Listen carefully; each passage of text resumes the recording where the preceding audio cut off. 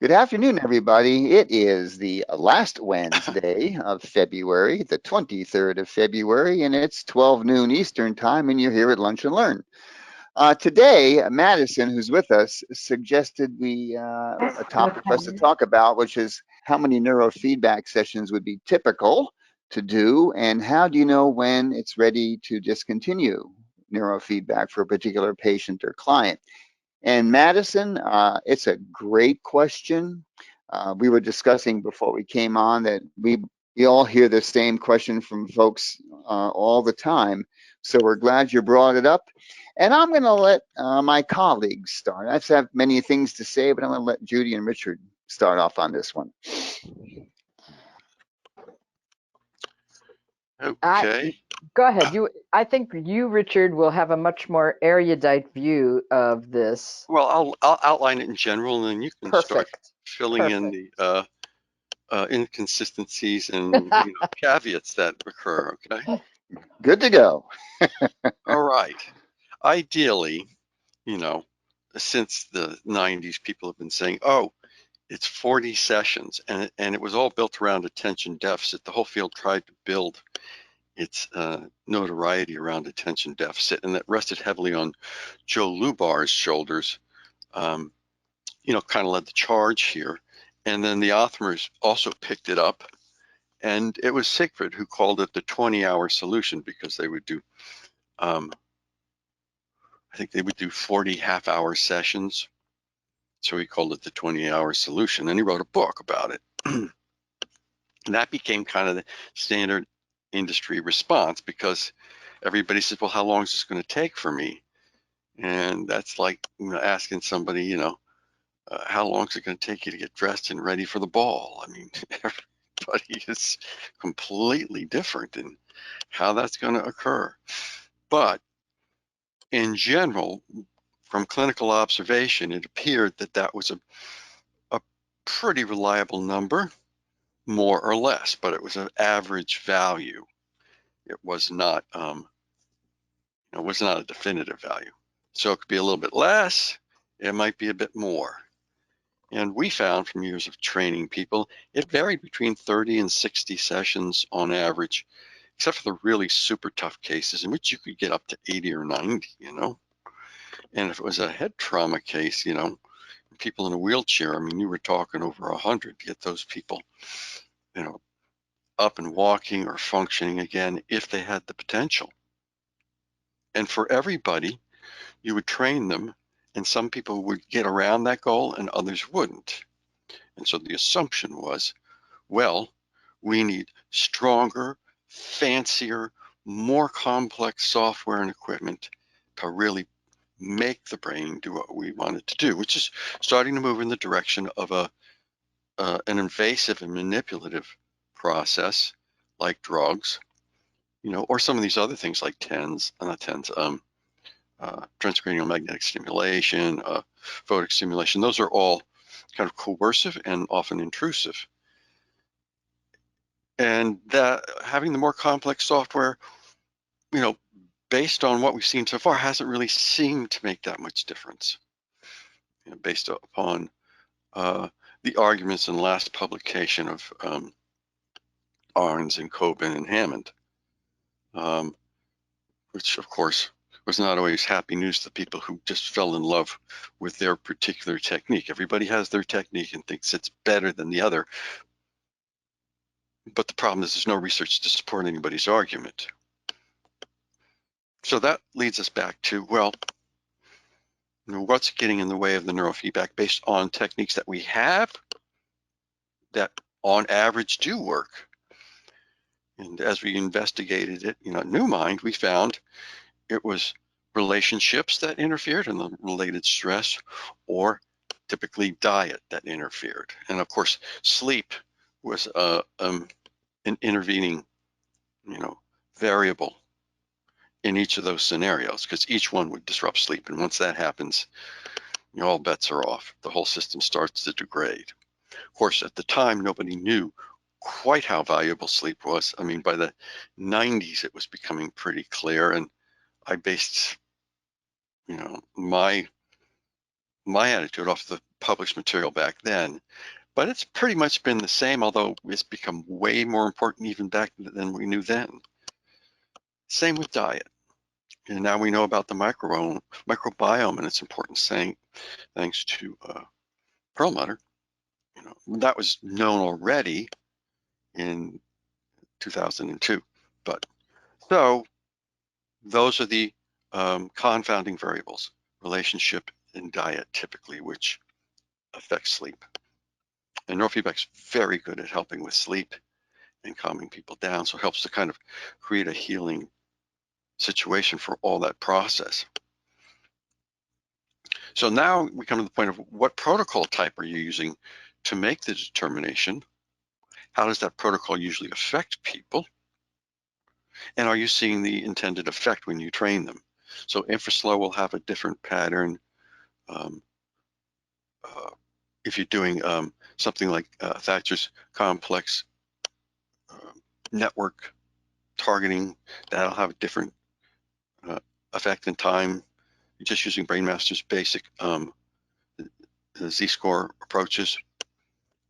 Same thing. So each thing's going to have a different. And then there's traditional neurofeedback, and then there's two-channel neurofeedback, and there's like neurofield where they're using, electrical stimulation at the same time they're training. Those all create variables. So with that in mind, you can see there's a potential for a huge amount of variation, plus the person's willingness to alter their lifestyle to deal or cope with those weaknesses, which you measure in the assessments and you see during the training process. So that's going to confound time and length too. I think at this point, hopefully you're seeing how it's so complicated. There's so many factors, so individual. How could anybody actually predict? And the truth is, you can't. And neurofeedback is not a field where you have just everything's a protocol with a defined, simple everything. It's not that way. Now, in their mind, we try to make it as much that way as possible and define it. So we give you two protocols. You try both of them, see which one gets the best trend line and the best symptom response. You stay with that. And then the question is, in your mind, how long do you stay with that? We have found typically, and it's a wide range from 8 to 12, sometimes 15 sessions, you're going to see a good response. You're going to see convergence in particular is a key dimension to keep your eye on, because as that normalizes, everything else normalizes, because we're doing two-channel training here. And two-channel training, by definition, is also connectivity training, because you're doing co-modulation training when you're training to magnitude locations, basically. So 15 sessions, and that 15 sessions, people, in 12 to 15 sessions, people start to say, well, this was good, but now it's getting worse. And from that point on, they'll tend to start to get better. And with hopes, you get up to 35, 40 sessions, and you see great numbers on your trend screen. You see really good trend lines. You see really good convergence, better activation, and that's what you're watching for. That's how you make that determination. So first landmark, 8 to 12 sessions, they were getting better. Now they're starting to complain and backslide. 12 or 15, they're starting okay to have to come back again. And then from 15 to 25, 30 or higher, you're mostly just calming the system down out of anxiety once you've kind of gotten them out of any clinical or subclinical depressive withdrawal patterns in the brain. Now, most people remap around 20. Some people do at 10, but I think most people are doing it around 20. And when they do that, it's because by 20 sessions, you're either seeing the person continuing to get better or they're starting to backslide. And that's a situation where they look good one day, and they look bad the next. And then the next time they come in, they look good. And then they look bad. And you're going back and forth till session 20 or 25, typically. At that point, that's a red flag that you're dealing with complex trauma, what we call toxic stress in the medical community. And because of that, you're going to be forced to do a protocol dealing with complex trauma. Alpha theta is the one we usually use, but there's others. There's the protocol that Sieber and Fisher uses quite often, that's particularly popular, T4P4, and versions of that by Van der Kolk, I believe. And then there's another version of alpha down training at PZ if they have high alpha. That came from Ross et al. And a later study, Ruth Linius, where she saw that as one of the markers of trauma. Well, she saw it as the marker, but it's really just one. And that was great. She supported that. So as we're getting to session 2025 and they're backsliding instead of getting progressively better with this calming training, you have to shift over to one of those PTSD type protocols. And that's a point where your clinical skills become very important, because that's when they're going to be having emotional breakthroughs, integrations, and they need reframing, and they need to tell their story, to give their narrative. And if you don't have that skill set, then you should be handing them off to somebody who does. So that's the big general look. And then by 40 sessions, a lot of people are feeling pretty good. It's not uncommon for them to want to do 5 or 10 more because they just like it. But this more serious people, you know, where they're are often have high scores, poor scores on the ISI and poor scores in physiology, you're probably going to be up at 60, 65 sessions. And it can get worse depending on how high their scores are on those other things. So that would be my general statement. Any comments or questions before we get into Judy's caveats? Judy? I'm there. I just was waiting to see if anybody listening had something they wanted to come in with at this point. Like any good clinician. And I'm glad to add a few more things to what you said, Richard. Okay. If no one else has anything. I got a bunch. I'm happy to wait my turn, however you want to go with it. Up to you guys, Rob. Okay, well, I'll tell you what. Everything you said. We wrote the book together. You might as well add on. Yeah, exactly. Yeah, everything you said, I agree with. And then I would say, here's just a few things from just my own clinical observation. Yeah, having a set number is a general statement. And like Richard said, you know, some people take much more, some people take less. ISNR's statement says 20 to 40 sessions. They modified that from that 30 to 40. But that's looking at general things. So I think the disorder, as you were saying, can add much more. TBI, strokes, things like that. Poor relationships, bad diet, non-compliance. I've also found, Madison, that when I move from a 2-channel to 4-channel training, it kind of pushes things along a little quicker, and people get responses sometimes a little better because it's like I'm almost doing 2 sessions versus 1. And if you add things during the session, like photic, or you're doing supplemental things like V-light or neuromodulation, that can facilitate changes alongside the neurofeedback, so they're working hand in hand, and that can, reduce the number of sessions. But the things I would be concerned about, I had one patient that she couldn't tolerate more than around, it was actually 11 minutes of neurofeedback. We worked with different things, working up and down the time scale. 11 minutes was what she could tolerate. After 11 minutes, she felt like her brain was being worked too hard. Someone getting 11 minutes versus, say, the standard, if you will, 30-minute session will cause people to maybe have to have more sessions because they're not getting as long of a treatment. So I find that also makes a big difference as well. And so the bottom line for me is, when that person is repeatedly reporting feeling good, like we've resolved the issue and there's nothing else they want to work on, then that's time to start looking at how to cut back. And we're going to cover that topic next for you, Madison. When do you stop and how do you stop? Because I have a certain method, but again, it's going to vary between patients. So that your progress tracker, the patient's self-report, and your trend screens, like Richard was saying, when we start seeing consistency over 4, 5, 6 sessions, or if you've remapped and seeing some good significant changes, I think those are also criteria I would throw out.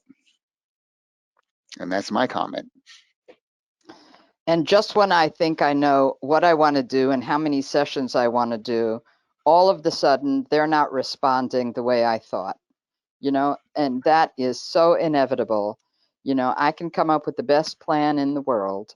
And I kind of put it out there to them and say, that's what we do. We look and we try to make, in a sense, the most educated guess that we can about what we can do to help you. And we march along this road, and if it doesn't work, we change gears. And I put that out there to them because if I don't, and something, I mean, it seems like that's just what happens. Sometimes the kiddos are like, in a way, if you get the family who's already protecting food and protecting screens and protecting sleep, their brains, they're fairly formulaic. I know I do protocol 4 frontals, and I usually will go protocol 4 central temporals. When I first learned this, I was taught that anywhere up to 20 sessions in an area. And so I was really doing a lot of that. And then it got cut back. And so now, if I'm trying to, say, work in the frontals for, let's just say that we're talking about, the frontal lobe, I'm going to do a dozen to 14, 12 to 14 usually. And I'm looking for what Richard has taught me of listening. It's the patterning gets the same patterning stays 4 or 5 times. If I've got the repeat patterning and it's what I like, and the progress tracker matches, from a parent or an adult, if it's an adult that I'm training, then I'll move on. But if I'm working, for example, with migraines, I hear other people say migraines are easy. That's not my experience. And for those people, I may do 5 or 6 in 4 different areas. So I do not have a standard of how many sessions this will take. I'm somebody that starts everybody out at CZ, whether I do it 12 to 15, 11 to 14, or 10 to 13. And it usually is no less than 4. It's often 6 sessions. And if I see inflammatory markers or their sleep is really crummy, it may be 10 to 12 before I move on and start what I want to do. And I have, I like the bipolar montages for trauma, but I have criteria that they have to be involved with a therapist who can help them. They must be involved with a therapist before I would do any of what we call here reactivity, because I once called it a trauma protocol, and somebody looked at me and said, I have no trauma. So we changed it. We call it the reactivity protocol. But they have to be involved in therapy because it's, yes, processing, just like Richard was talking about. But I also explain it to them that their brain has been occupied by this intensity of the limbic system.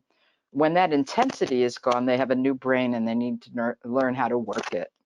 So, and that I say is that, forget that in terms of the numbers, that changes the whole game of how many sessions I do, because everybody is so different in that regard.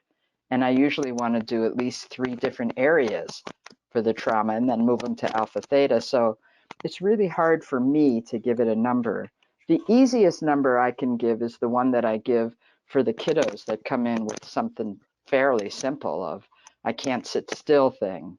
Autism takes a lot more sessions, a lot more sessions for the inroad. So I mean, I track progress trackers every 5 sessions so that we have a way to look at what's going on. If progress trackers change and they're not moving, or they're not moving in the direction I want, I totally reevaluate what I'm doing, no matter what what my tracings look like. I talk to them, we review, I suggest some of the 5 basic supplements. they have to be taking that. I write down that they need to be doing some breath work, and I give them a link to a website, watch screens. I have a whole conversation that I used to think I just had to train brains, but now I know this is a much more complicated, complex, and I get better success if you are committed. And I explain what their commitment looks like, and I write it down. I don't do it off a checklist. I write this all out for each person I talk to of what I have. You know, sometimes it's a hair analysis, sometimes it's a functional medicine gets in the mix. You know, so, and then the supplements that I list. So I don't really have a cut and dry. Usually with kiddos, after two areas, I definitely remap. If I'm working anxiety, depression, like for example, if I'm doing, say, protocol 18, occipitals, and then I move to parietals, I'll map after that because I want to see how well everything is shifting to match what I'm seeing in the room. But I might do each of those 14 times. So this is a very, very complicated, individualized question. And I'm always reviewing everything to see, am I good with what I'm doing? And then there's no accounting for the variables. How are they doing on their part? And we try to check in on that. So what food? Are they made shifts? Are you getting rid of gluten? Are you reading Porges's work about polyvagal theory? Are you understanding leaky gut? I mean, I write down things for them because if they're not going to get involved and they expect me to, quote, fix them, we're doomed. So, you know, that's kind of how it goes for me. So, very dramatic way of putting it. We're doomed. we are. If they're eating at McDonald's and Burger King every day and watching screens until the second they go to sleep, they let a kid stay up until 11:30 and has to be in school at 7:30, we're doomed. We're not going to get a good outcome. Yeah. Or we'll get a little teeny bit of change, but that's going to be it. Or, you know, for example. Yeah. And then you have the thing of the parent going, well, I can't change this. It's impossible. They won't listen to me. I can't. We've been fighting about that all along. I can't get them to change. And that's usually an indicator there's a family systems problem and a parenting skill problem, which is why we always refer people to parenting. But I mean, that's like, you know, that's a term that just turns people off right away. I mean, are you insinuating that I don't have those great natural skills as a parent that any parent naturally has? You know, when the baby arrives, I download somehow in my sleep all the skills I need for this moving forward. You know, I'm as good as anybody else. I can be a great parent. You just have to love them enough. And it's like, yeah, try that with a kid with reactive attachment disorder here for a surprise. Sounds like a Beatles song to me. Love's all you need. And you know, a lot of people that find their way here and are going to spend the money to do this are really interested in good outcome. So I'm going to say that 75–80% of the people that I see are willing to make these kind of changes. And periodically I'll go in and say, are you taking the supplements? I'll just, you know, I haven't asked in a while, and they can recite them to me. So that's a good thing. Or, you know, that's a good point, Judy. It's a good point. They're spending a lot of money on this. They're spending a lot of money. And if I've put out that it's not about me fixing them, that we are a team and we do this together, are you doing your part? Exactly. You know? Because compliance really is important. And I'll tell you what, Madison, it's even more important when you're doing remote training. I'm going to be doing a webinar on the ethics involved with you know, home training for Bcia next week. Oh, right. Yeah. So the deal is that compliance is important, and so I think we all, as my opinion, and again for folks that may be new here, when I say my opinion, I consider opinions a dime a dozen. Everybody's got one, so it's not the way; it's a method or a way. Is if people aren't willing to comply with me, then I'm not willing to work with them. I'm not going to sit there and struggle if you keep missing appointments or you keep on, you know, not following good, you know, sleep hygiene, or you're on a bad diet. Because I think all of us could tell you we have seen people go south really quick when they just aren't willing to do what needs to be done that you've heard Richard recite. You could see that in his neuro, book that he has. He put out there. He has a monograph out.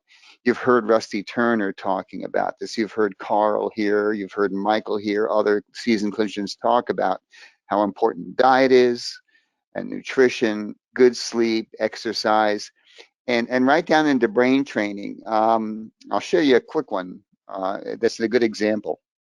Recently, my wife's father, who was remarried, his wife passed away last week. So her stepmother passed away.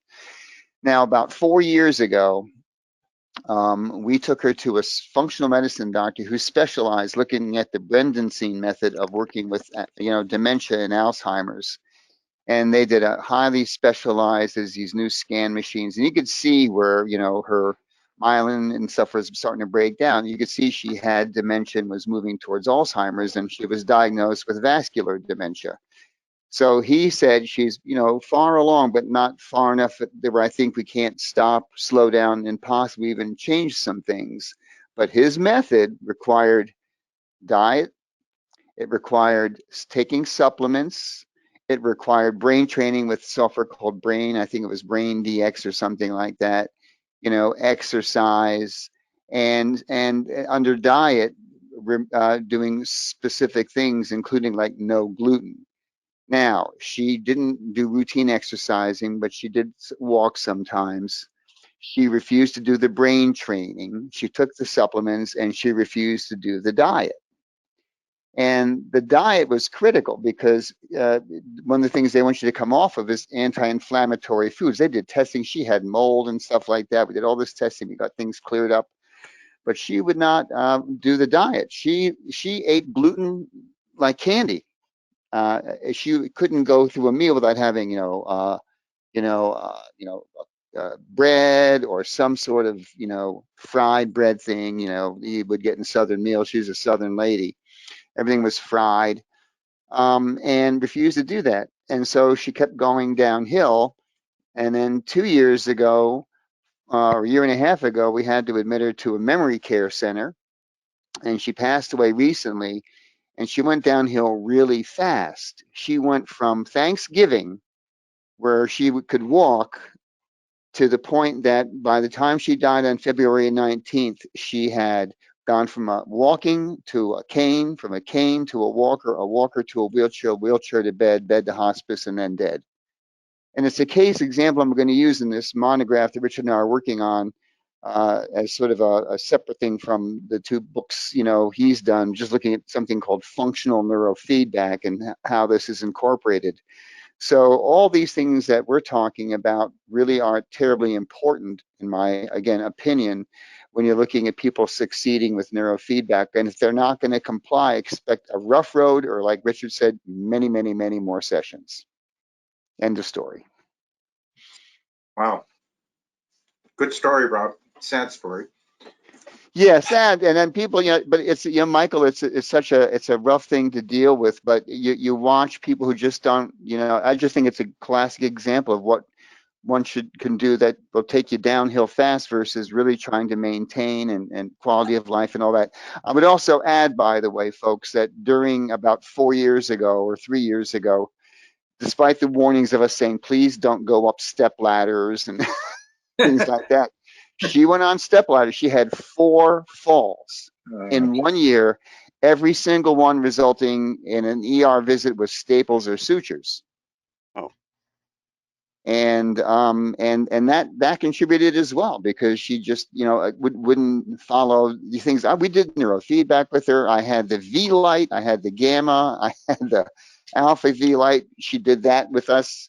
But you've got to have a pretty well-rounded system, in my opinion, to make it successful. Rob, 2 quick questions. What's the method of the clinic that you took her to? This is a guy in Salisbury, North Carolina, who was a chiropractor who began to specialize in working with dementia. And so he was using there's a book by a guy named Dale Brizendine. Oh, okay. Yeah. The End of Alzheimer's. Yeah, he was using that method. I haven't seen much more written about that method, so I have no idea whether people are still using it or not. But at that point in time, that was sort of what people were doing. And he followed it, you know, he did all kinds of testing and all that stuff. So, you know. Other question, when's the when is your BCIA course and how long is it? Oh, it's an hour and a half. It's Friday the 4th of March. I think 12 to 1 o'clock. So I won't be here at our regular lunch and learn. But it's just a review of, you know, the ethics associated with the home training that Judy wanted me to do. It's stuff that you've heard here, but you're certainly welcome to attend. Thanks. If you don't see it, if you don't get an advertisement, let me know and I'll shoot one to you. Okay, thank you. I just need to look at, my license is up for renewal and ethics is always about. Yeah, well, yep, you're going to get it, you know, an hour and a half of ethics, and then Leslie and I will be doing again this year at ISNR our standard 3-hour ethics course. Okay. I have a little phrase that sort of covers what we were talking about in terms of getting the client to follow through, and I should have it. Should hire some people to do needle points of it, but anyway. Neurofeedback, I cannot do it to you or for you. I can only do it with you. Beautiful. That's great. Yeah. Love I'm going to use that. Thanks. Yeah, I have another big yellow sign that I like. It's metal. It's the kind you would put on the back of a forklift truck, and it says, "This machine doesn't have a brain. Use your own." I think you need to market those guys, and you'll own your own island out in the Pacific somewhere. Start printing those plates and selling them on the list. Say it one more time, the first one. I can't do it. I cannot do it to you. To you, right. Or for, well, I cannot do it to you or for you. I can only do it with you. Right. Yeah. Now, the other half of the question, because I want to keep us on target with getting part 2, was how do you know when to stop neurofeedback? You know, how do you know when you're done? So I'll do a brief statement there, and we'll come back to anything else that people have, but to get to Madison's questions in full. So Madison, my method, again, my way, what I do is once I see the things Judy and Richard and I were talking about, consistent sessions, consistent progress tracking, symptoms seem to be resolved and all that for over the course of 5 or 6 sessions, everything's looking good. Then I tell them what I want them to do is come, if they're coming twice a week, I cut them back to once a week, and I do that for 2 weeks. And then after they're coming once a week, I tell them to come back every other week, and I do that for 2 sessions. So they've only got 2 sessions in a month. And then when they come back, I tell them to come back in 3 weeks. That, of course, each time they come back, everything's holding, symptoms are good, everything's holding, nothing has changed. There's no relapses, there's no symptoms, coming back. And then I tell them that we're done, because over the course of that time, cutting back sessions, things have held and they've looked good. And then I tell them, but I also let them know that this is not a perfect world, and this is not a permanent cure.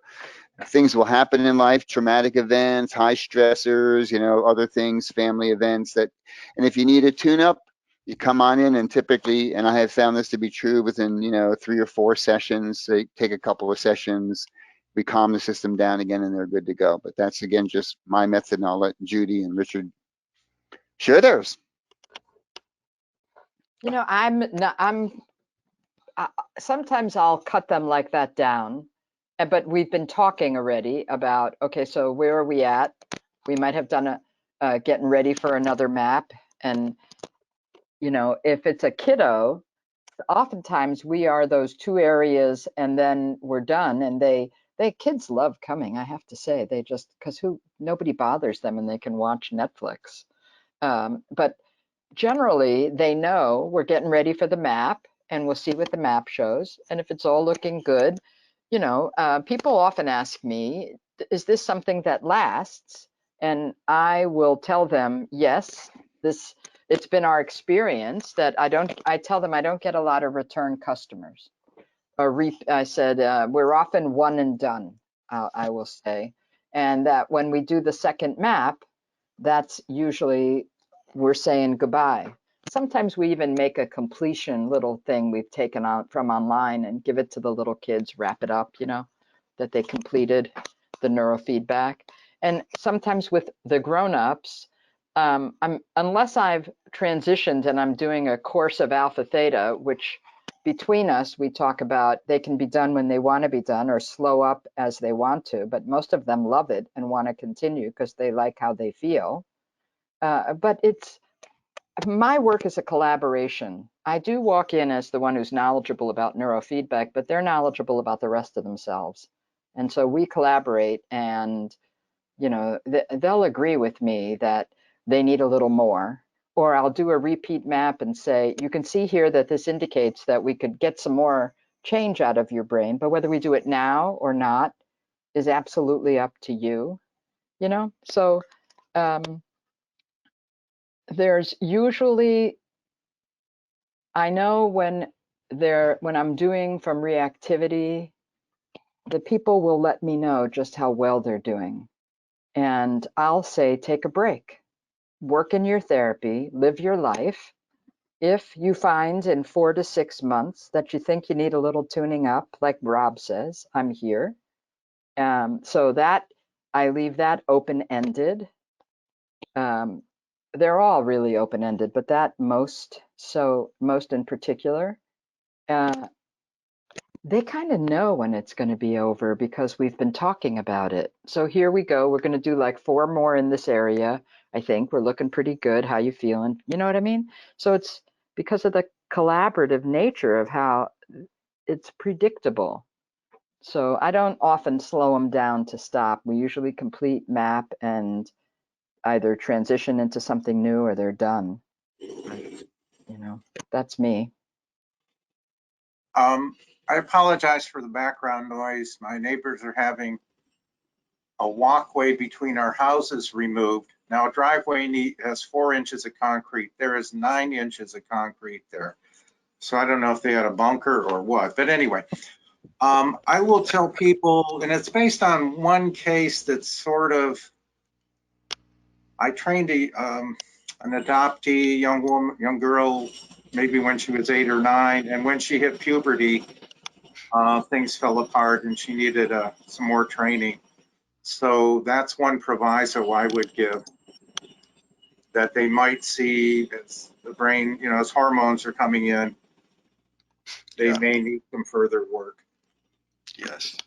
I do that as well. If it's like a 10-year-old, I say, you know, when the hormones are going strong, you know, and you're seeing something, you can reach back out to me and we can talk about it then. I agree totally. I did leave that out. And you can also say that to 45-year-olds. No, I mean, you know, if you do some PMS work, or I don't even know what the status is with that, but V-Light might help. Yeah, any major changes in life that are dramatic will alter the brain dramatically. And that's why we have the pre-post maps. I mean, you can see typically most people, their brain is changing at 10, 15% on average, you know, from map to map. It's just normal because the human brain's always changing. If they come under some intense stress or trauma, that change can accelerate briefly for a time, and then it may backslide a little bit towards a more normative pattern, or it just may stay stuck there. And so you give them a drug, you're going to get massive. You could get 50% change with a drug, maybe more. The SSRIs, typically you see like 30%, 25%, you know, on an ongoing basis, and then it settles down. So there's no one fixed pre-post number there, but there's a general average. And we find that most people doing neurofeedback get a 35% change on the first remap. And usually that first remap, their reorganization is at 60 and their normalization's at 40. So using the pre-post map is one valuable tool for assessing change, because we want both qualitative and quantitative change showing, and we want them to agree to some degree. And so we're looking for, the next time we map, we're looking for normalization, reorganization to be 50-50, or normalization going up to 60 and reorganization going to 40. So they switch places. That's a sign that you've really established major change in that network area of the brain. And that also implies that the whole brain has changed too. But other areas may need to be addressed to some degree. So with that change in your map globally, which you can't always see clinically, and you can't see just from magnitude, you need all 5 neurometric dimensions to tell you the percentage of change in this brain, because when you're training with magnitude or coherence, it affects all other dimensions. So the new mind system, we've taken large samples of the population over the last decade and rerun them many times, and it's consistently the same. First map is 40% normalization, 60 reorg. The brain's going through major change, and then it slowly shifts the other way, moving forward after 20 sessions. And that's why, at 15 or 20 sessions, we know that's a point that's critical for most people in the training, because we've seen that in the pre-post maps.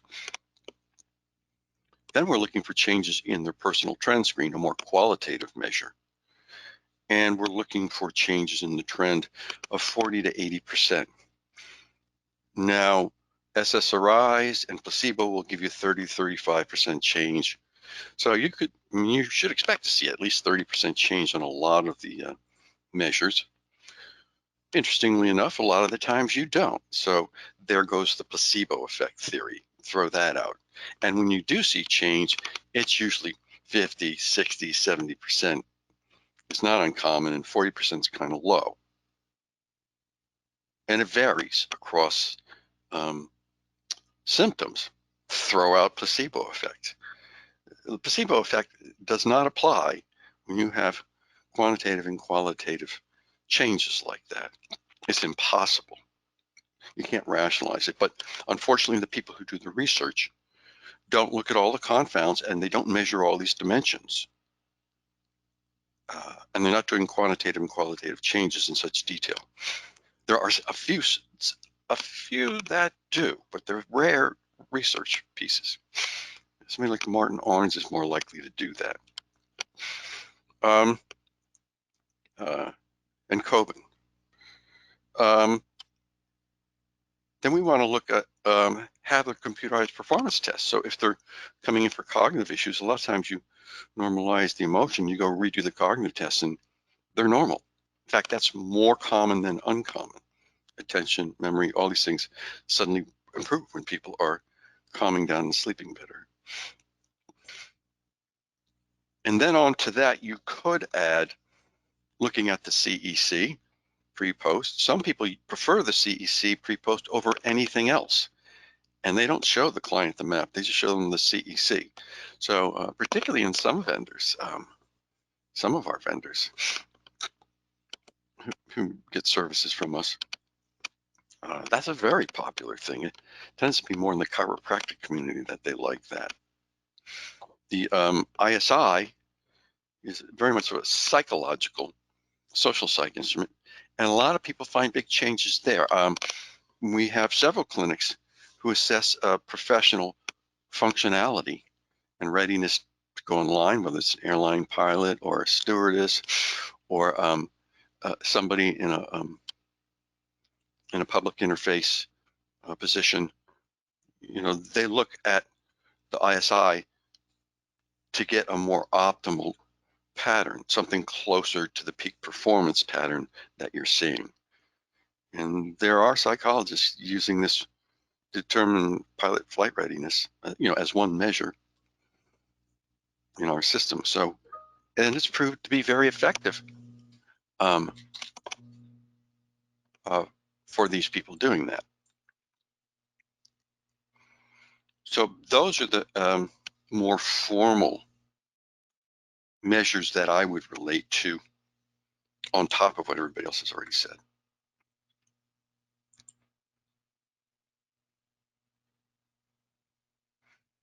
Any questions or comments about? Dr. Suter, this is really great to get an executive summary from such, seasoned clinicians. And I would just add that you also see a client maybe needing less and less medication. And by the time you do the second cognitive testing, you do it without stimulants, and you see verifiable changes without their medication, which is usually, when I do the QEEG, I also do it without stimulants, hopefully, and then also the cognitive test. And so, yeah, seeing the progression of them titrating down on meds is exciting. Right. It really is, isn't it? That was a really important thing to add in, Carl. Thank you. Yeah, agreed. There's quite a bit to look at here, isn't it? Yeah. Madison, I'm curious, you've been quiet the entire time, which is okay, but have we answered your questions? Yes, this has been super helpful. A lot of this is stuff we do in our clinics too, but I always think it's super helpful to get opinions from other people and what they're seeing in their clinics. So this was really, really helpful, and thank you all. Yeah, I can vouch for absolutely. Madison. She does consulting with us, and she's been doing this a while. It's pretty sophisticated at it. So I think it's great that she's still re-examining this and re-asking the question. That's, to me, is a great practice. Yeah.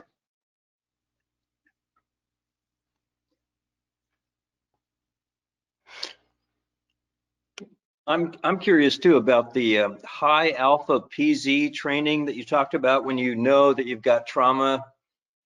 Is that a form of alpha theta training, or is that a distinct?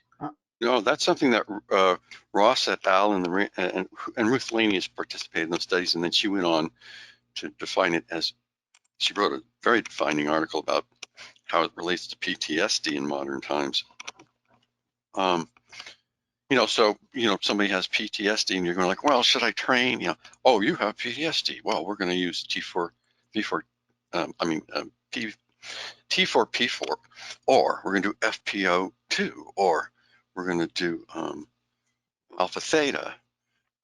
And this is just another option. Oh, we're going to do alpha down to PZ.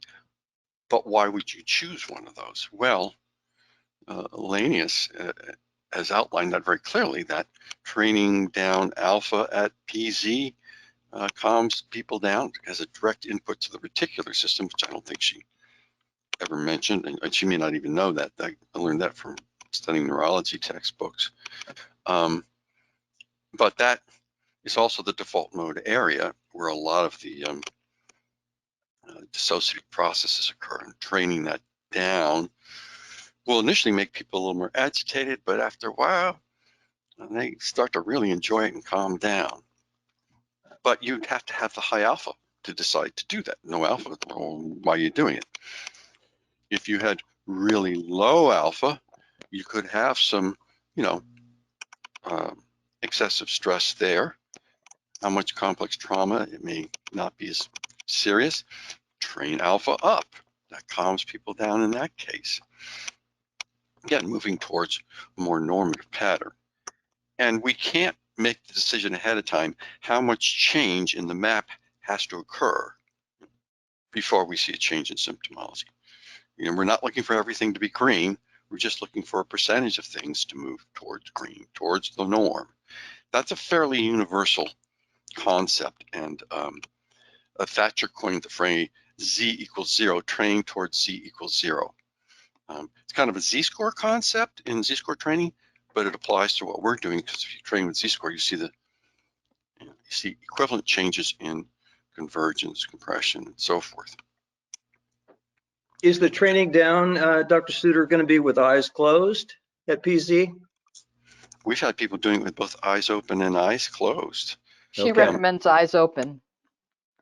Lanius recommends eyes open for that in about 20 minutes. You can find it easily, and there's some really interesting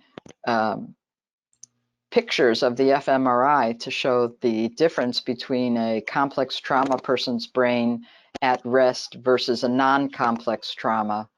That the complex trauma person under threat, their brain resembles more a non-complex trauma person's brain at rest, off task. So it's really kind of exciting to kind of think about that. It's a great piece of work, great research, wasn't it? Some wonderful stuff. Yep. We've seen that kind of stuff with Vanderkolk. He's published a study. I don't know if he's done more than one. Recently.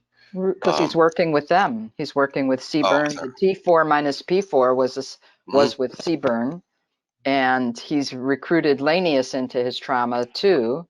Oh, has he? Pretty. I think more as a speaker, not as like both of them. They're just everything I read that he's doing in his Trauma Research Foundation includes one or both of them as speakers. Right, and sometimes you don't have any high alpha in trauma. Sometimes you have high theta in trauma. Sometimes you have high beta in trauma. So I would argue that what they're finding is real and effective, but it's only one aspect of trauma and how and when it appropriate. And when appropriate, right. You're absolutely right. So it's good to know all these different methods, but you got to start out simple, right? I mean, start out with what's available. We promote people starting out with alpha theta, and then we get people to do the Lanius approach, alpha down, and that's why we have the proportional training screen, because of the research of Ross and Lanius and others. And so there's different methods for different map and trauma presentations. And then you can move on to some of the try T4, P4. You'd want to just learn one at a time, I think. And some clients, you'll go through all three looking for the right one once you learn them.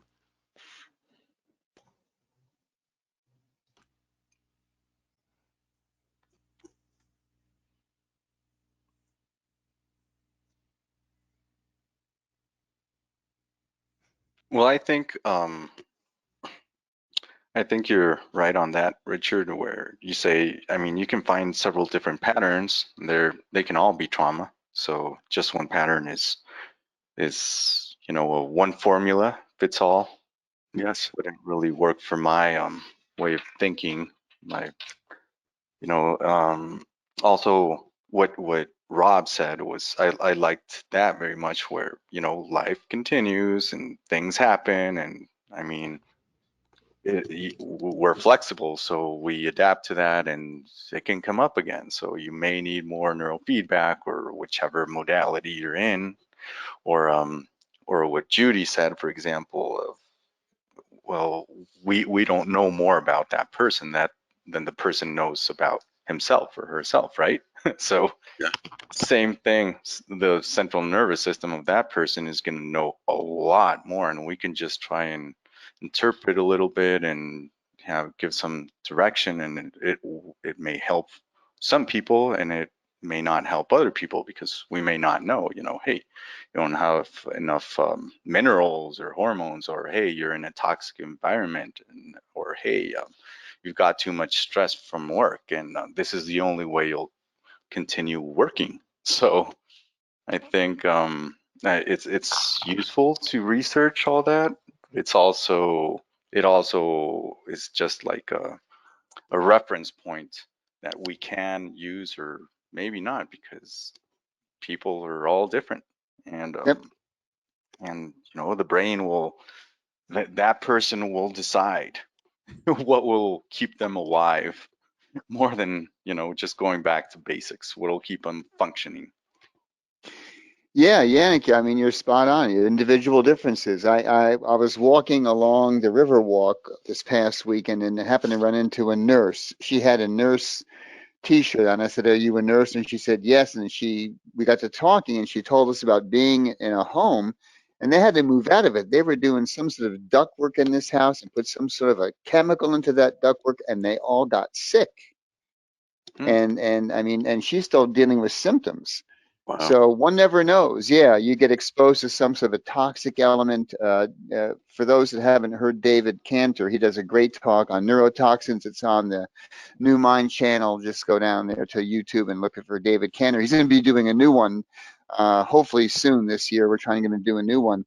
But there's so many things that could affect us all of a sudden. You know, just like you're saying. I mean, things change, and you get exposed to something, and they may be needing to come back to the chair.